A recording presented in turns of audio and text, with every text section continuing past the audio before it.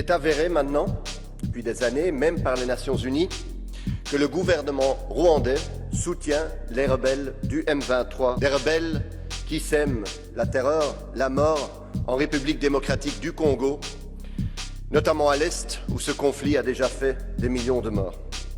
Nous savons donc toute la responsabilité du gouvernement rwandais.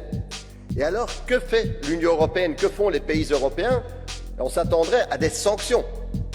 C'est la réponse que l'Union européenne a souvent quand on voit ce genre d'action de la part d'un pays contre un autre.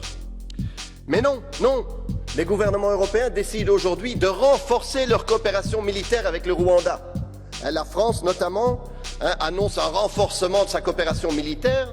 L'Union européenne va donner 20 millions au Rwanda pour sa participation au Mozambique. Et les États-Unis, vous le savez, depuis longtemps, sont un partenaire très important du Rwanda.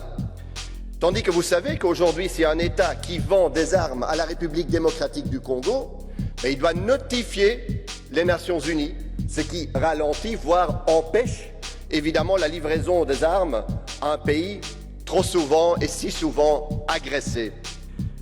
Cette politique, où on dit en mots, en paroles que nous respectons la souveraineté congolaise, mais en réalité notre politique l'entrave et la sape, est inacceptable. Il faut cesser ça tout de suite, parce que nous avons besoin, et les Congolais ont besoin de paix aujourd'hui.